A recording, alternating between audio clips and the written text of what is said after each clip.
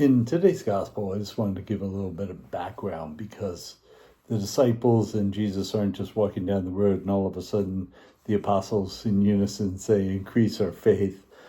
So this is the background. He said to his disciples, Jesus, temptations to sin are sure to come, but woe to him by whom they come. It would be better for him if a millstone were hung around his neck and he was cast into the sea than if he should cause one of these little ones to sin.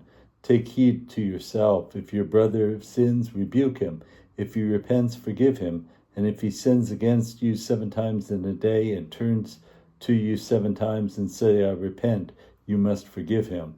That's from the Revised Standard Version. But again, it gives you that idea of why the apostles say, increase our faith.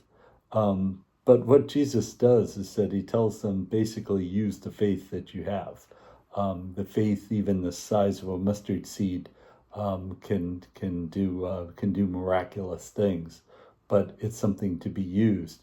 One time I related this story before, but I said at one parish, I said, if somebody sins against me, fine. If they keep sinning and sinning and sinning, eventually I'm just going to get exasperated, so that's a lot to ask. And she said, well, I can tell you that you've never been a parent. But I think that really goes to the point, because, if somebody who we love does something bad to us and then keeps asking for forgiveness and keeps doing the wrong thing and then keeps asking for forgiveness, well, you kind of, is he or she is having a bad day or something like that. But if it's that person who's doing it, then we're like, I'm not going to forgive that person. I'm not going to forgive that person. And so what it comes to is that thing about 2 things. One is the thing about justice, that we want to have a right to have our pity party. We want to have a right to be angry. But the other thing is that human nature, our fallen human nature, our natural thought is vengeance. Our natural thought when somebody does something, and it's not just something as a minor disagreement, but it's truly sinning against us. Our thought is usually revenge, and so that's one of the things about our fallen human nature. So, in order for us to get beyond that fallen human nature, we need to have the Lord's strength and not just our own. Because if we forgive the person, we can forgive the person, but all of a sudden we're going to find, a few days later, week later, month later, year later, we're thinking about what they've done to us, and then we're going back to that revenge and vengeance. So I always say, if you want me to forgive that person, you're going to have to do it through me. The other thing is that we want justice, but again, grace is what we have, and grace can't be earned. There's a commentary on the Gospel of Luke by Professor Alan Culpepper, and I like what he said, and so I'll give you the summation of what he says about this particular gospel.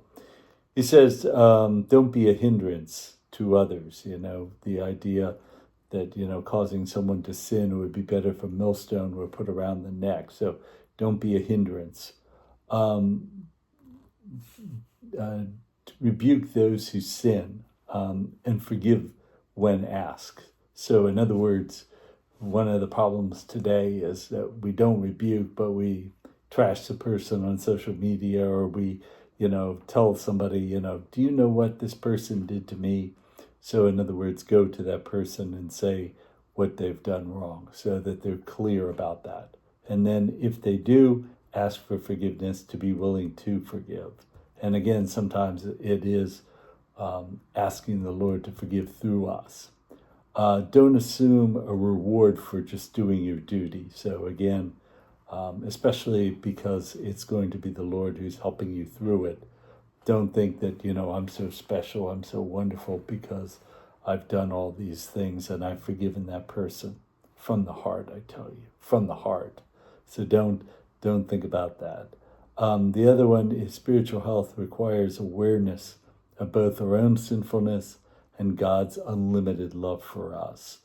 And so that really is, in the way, that summation of this gospel is that need to be aware that, even though that person has done wrong, think about in our own life when we've done things that are wrong, and yet the Lord is willing to forgive us. So asking the Lord to forgive that person through us is important. And so think about that in our lives. Thanks. God bless.